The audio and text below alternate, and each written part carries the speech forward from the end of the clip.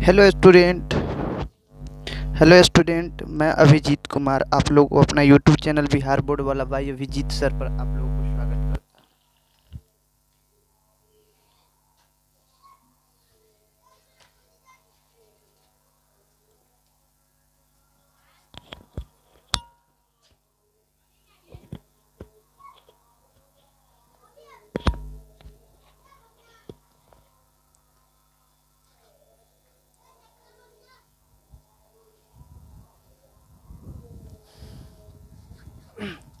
Hello student, मैं अभिजीत कुमार आप लोगों को अपना यूट्यूब चैनल बिहार बोर्ड वाला भाई अभिजीत सर पर आप लोगों को स्वागत करता हूँ। आज हम लोग देखेंगे थेल्स पर में जो मोस्ट वीवीआई क्वेश्चन है फॉर बोर्ड एग्ज़ाम 2023 को लेकर क्लास 10th कह रहा है कि थेल्स प्रमेय को सिद्ध करे। थेल्स प्रमेय एक थ्योरम है, इसको सिद्ध करने के लिए कह रहा है कि थेल्स प्रमेय को सिद्ध करे या थेल्स प्रमेय को लिख कर सिद्ध करे या थेल्स प्रमेय का जो परिभाषा होता है यही होता है। तो यह मोस्ट वीवीआई क्वेश्चन है फॉर बोर्ड एग्ज़ाम 2023 को लेकर। कब के लिए? बोर्ड एग्ज़ाम 2023 के लिए गेस कर किया हुआ क्वेश्चन है थेल्स प्रमेय। यदि किसी त्रिभुज की एक भुजा के समांतर कह रहा है कि यदि किसी त्रिभुज की एक भुजा के समांतर अन्य दो भुजाओं को भिन्न भिन्न बिंदुओं पर प्रतिच्छेद करने के लिए एक रेखा खींची जाए तो ये अन्य दो भुजाओं को एक ही अनुपात में विभाजित करता है। अर्थात यही थेल्स प्रमेय है। थेल्स प्रमेय कहता है कि यदि किसी त्रिभुज के एक भुजा के समांतर अन्य दो भुजाओं को भिन्न भिन्न बिंदुओं पर प्रतिच्छेद करने के लिए एक रेखा खींची जाए तो ये अन्य दो भुजाओं को एक ही अनुपात में विभाजित करता है। इस तरह से ये थेल्स प्रमेय का परिभाषा हो गया। इसको मिटाते हैं और इसको प्रूफ करते हैं, सिद्ध करते हैं। तो मिटा दे, इसको मिटा देते हैं, लिख लीजिएगा आप लोग। इस तरह से यही क्वेश्चन पूछा जाता है। चलिए क्या कह रहा है, चलिए आगे हम लोग चलते हैं। अब देखिए थेल्स प्रमेय को कहा लिख कर सिद्ध कीजिए या इस कभी कह देता है थेल्स प्रमेय को सिद्ध कीजिए या थेल्स प्रमेय को लिख कर सिद्ध कीजिए। और कभी कभी ये जो परिभाषा लिखा हुआ था वही कभी कभी दे देता है, कहता है कि सिद्ध कीजिए। तो देखिए सबसे पहले हम लोग लिखेंगे कि माना कि ABCD एक त्रिभुज है। एक फिगर बनाएंगे जिसका नाम देंगे इस तरह से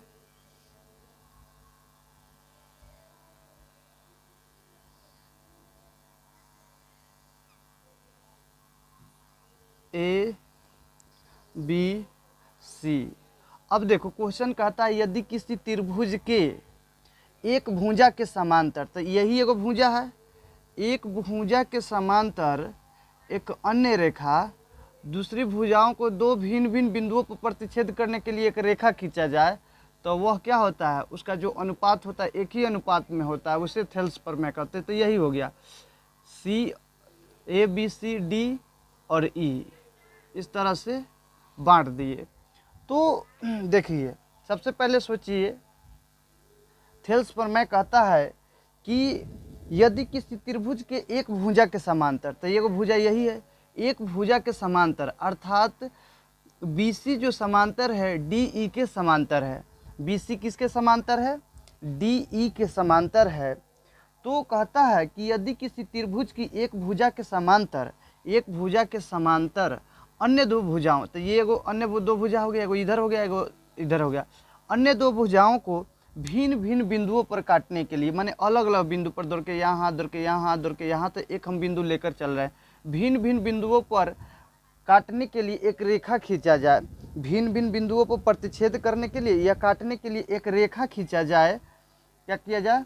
रेखा खींची जाए तो अन्य दो भुजाओं को एक ही अनुपात में विभाजित करता है। तो अन्य जो दो भुजा है उसको एक ही अनुपात में विभाजित करता है। इसी को कहते हैं हम लोग थेल्स प्रमेय। यही थेल्स प्रमेय के माने थेल्स प्रमेय के परिभाषा के अनुसार ही क्या किया जाता है, फिगर को बनाया जाता है।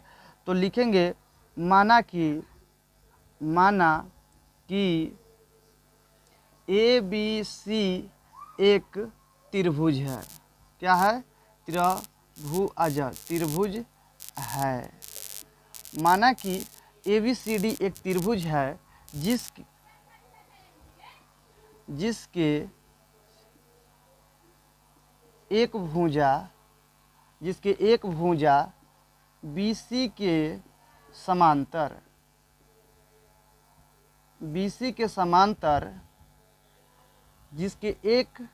जिसके एक भुजा, यहाँ एक भुजा लिखना, जिसके एक भुजा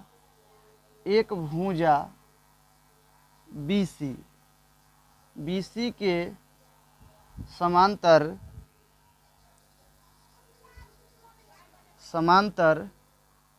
DE कड़ा के माना कि ABCD एक त्रिभुज है जिसके एक भुजा BC के समांतर DE त्रिभुज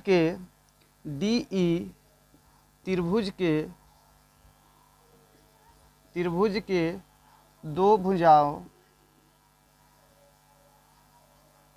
दो भुजाओं AB तथा AC को क्रमशः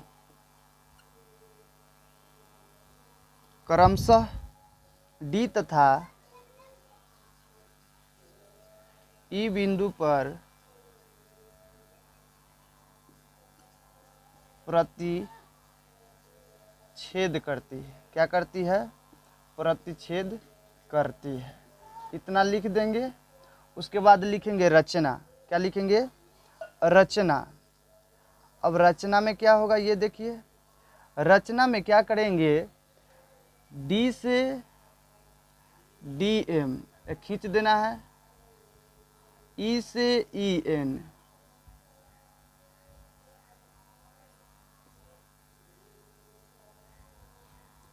B को E से मिला देंगे, B को क्या चीज़ से? E से मिला देंगे, और D को C से मिला देंगे। क्या कर देंगे? D को C से मिला देंगे। रचना में लिखेंगे कि अब ये देखो लंब हो जाएगा,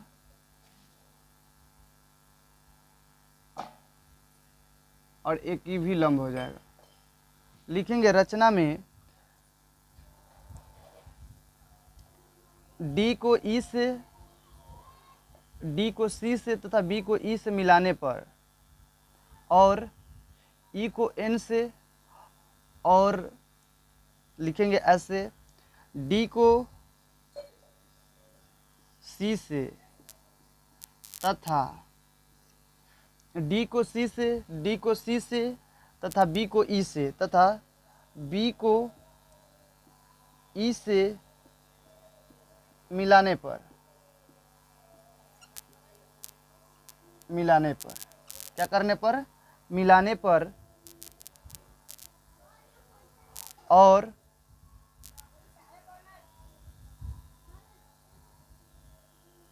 E को EN मिलाने पर, और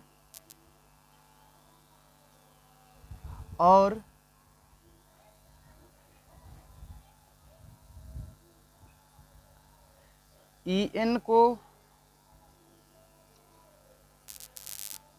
AD पर तथा DM को AE पर लंब डालने पर। क्या करने पर? लंब डालने पर। अब देखो कैसे ये प्राप्त होगा। लंब डालने पर प्राप्त हो रहा है, तब क्या करेंगे? लंब डालेंगे, ये तो भाषा में लिख दिए, इसी बात को ऐसे कर देंगे। EN लंब है AB पर, EN लंब है, EN लंब है AB पर, तथा DM लंब है, DM लंब है, DM लंब है AE पर। इस तरह से आप क्या कीजिए, कितना रचना में लिख लीजिए। इसके बाद हम लोग चलेंगे जस्ट आगे।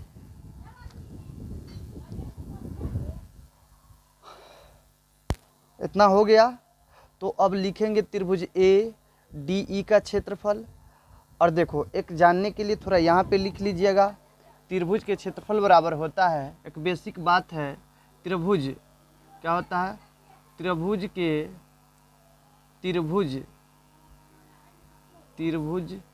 के क्षेत्रफल बराबर होता है 1/2 गुने ऊंचाई आधार गुने ऊंचाई, आधार गुने ऊंचाई। इस तरह से लिख लीजिए आप लोग त्रिभुज के क्षेत्रफल, और क्षेत्रफल को एरिया से लिखिए ARABC बराबर 1/2 गुने आधार गुने ऊंचाई।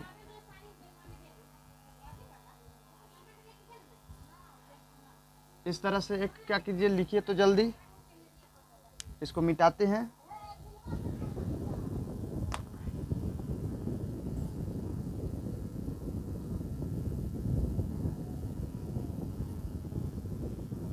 इसको मिटा दें, इसको मिटा देते हैं, उतार लीजिए इतना, और इसके बाद मिटाते हैं, मिटा देते हैं यहाँ तक। ये इतना बात लिख लेना है भाषा में। अब इसके बाद समझने वाली बात है, ये सब इतना भाषा में लिखने के बाद हम समझने वाली बात है, इसको मिटा देते हैं और समझाते हैं।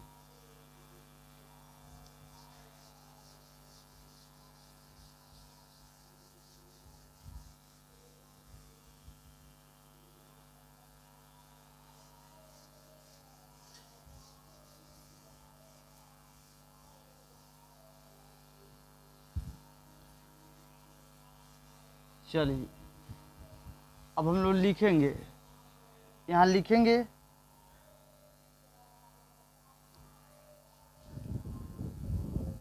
लिखेंगे एरिया ऑफ, हाँ अभी लिखना है, सिद्ध करना है, सिद्ध करना है कि AD बटा DB बराबर AE बटा EC, AE बटा EC। यही क्या करना है, सिद्ध करना है। क्या करना है, सिद्ध करना है। इतना लिख लो, सिद्ध करना है कि AD बटा DB बराबर AE बटा EC, ये सिद्ध करना है। अब लिखेंगे इधर, इतना लिख लो, सिद्ध करना है कि, लिख के इतना लिख लो, उसके बाद इधर बताते हैं। सिद्ध करना है कि AD बटा DB बराबर होता है AE बटे EC, यही थेल्स प्रमेय होता है, और इसी को सिद्ध करेंगे।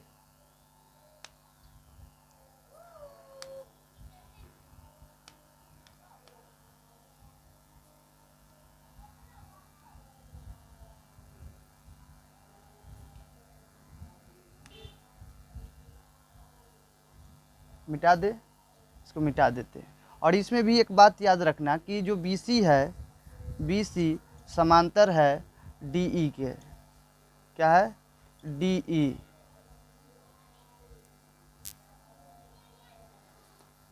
BC समांतर DE, माने ये BC जो है, BC समांतर है DE के।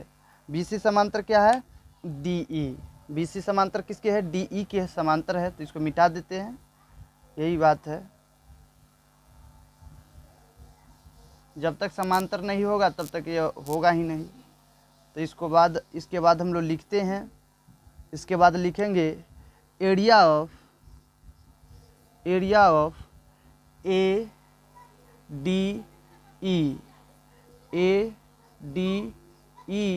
बराबर होता है, माने क्षेत्रफल को ही एरिया से लिखा जाता है।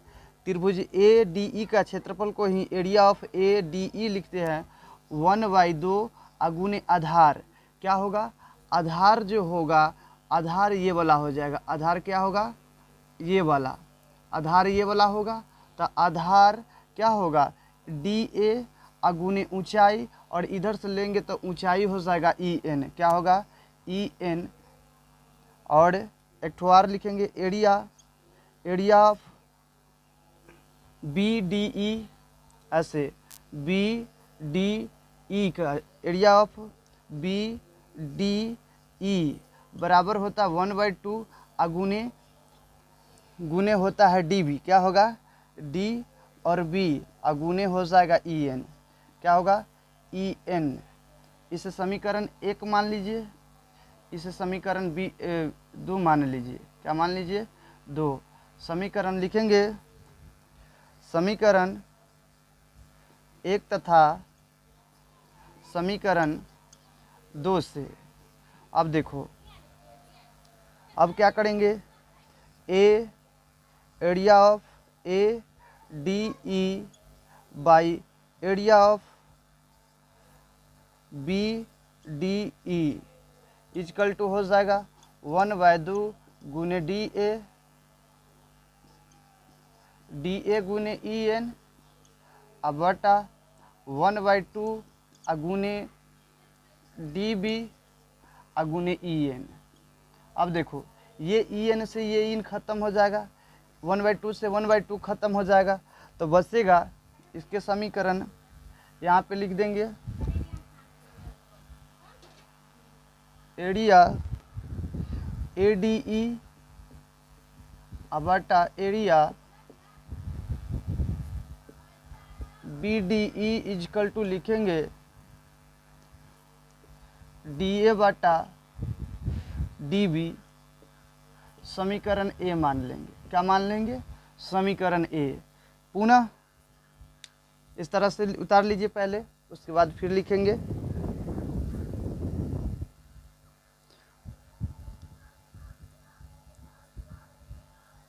उतार लीजिए, फिर लिखेंगे पुनः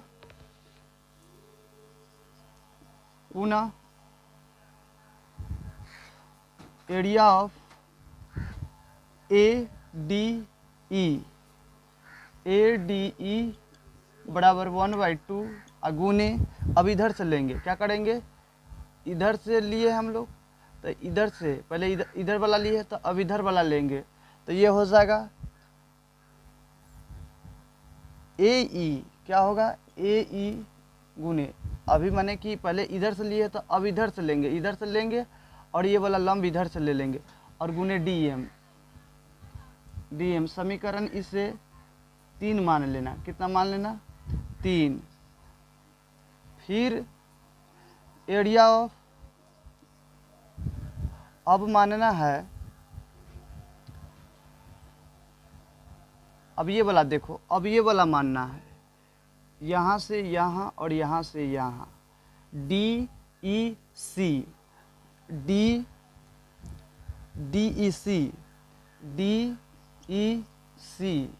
बराबर हो जाएगा 1/2 गुने ई सी गुने डी एम। समीकरण इसे 4 मान लेना है, क्या करना है समीकरण 4 मान लेना है। लिखेंगे समीकरण 3 तथा 4 से, तथा समीकरण 4 से इस तरह से, थोड़ा इधर क्या कर देते हैं मिटा देते हैं, अब ये वाला इसकी ज़रूरत नहीं है, उतार लीजिए आप लोग और इसको मिटा देते हैं, क्या कर देते हैं मिटा देते हैं, इसको मिटाते हैं इधर। अब देखो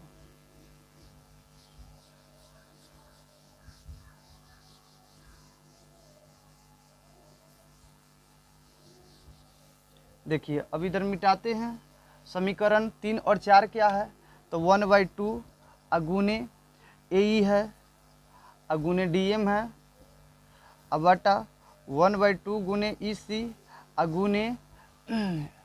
गुने डी एम है। अब देखो ये डी एम से ये डी एम खत्म हो जाएगा, 1/2 से 1/2 खत्म हो जाएगा, बच जाएगा, तो लिखेंगे area of A R E area of A D E बटा area of B D E नहीं ऐसे डी ई सी बराबर ए ई बटा ई सी। समीकरण मान लेंगे इसे बी, क्या मानेंगे बी, और लिखेंगे देखो ये वाला और ये वाला आपस में बराबर है, डी बी डी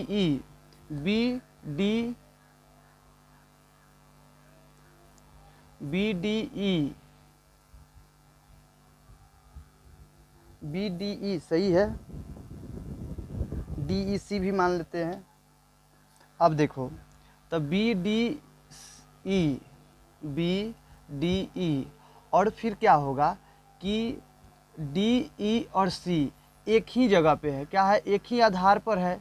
तो एक ही आधार पर होने के कारण ये दोनों आपस में बराबर होगा। क्या बराबर होगा, जितना ये होगा BDE उतना ही बराबर हो जाएगा DEC। अर्थात कहने का अर्थ हुआ कि एरिया ऑफ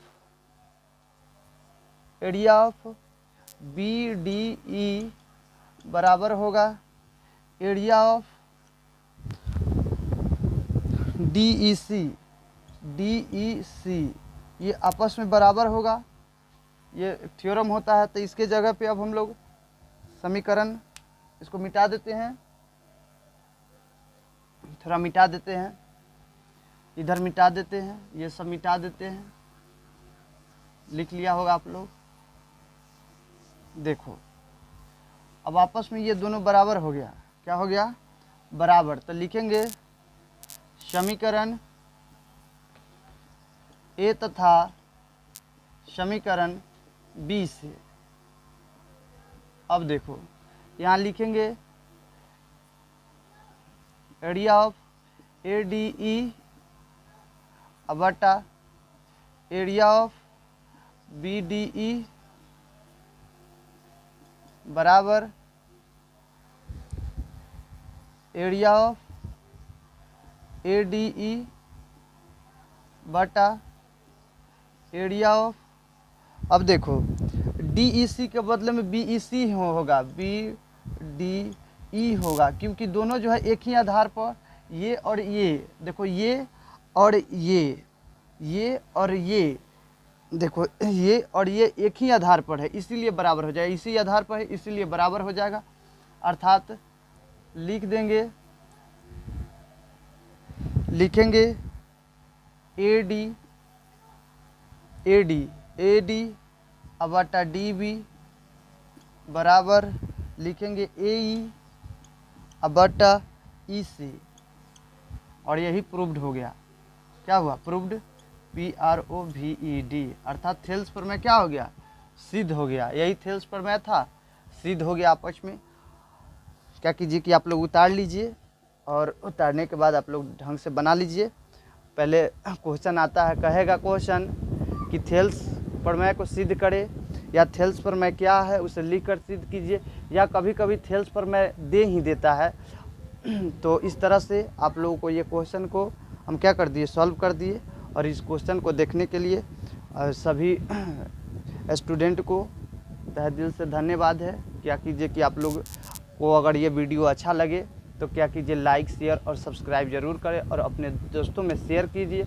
और इस चैनल को क्या कर दीजिए कि सबसे पहले क्या कीजिए, इस चैनल को आप लोग सपोर्ट दीजिए और प्यार दीजिए और आगे बढ़ाइए। और इस वीडियो को देखने के लिए सभी स्टूडेंट को मेरे तरफ से थैंक यू है। Thank you. चलो।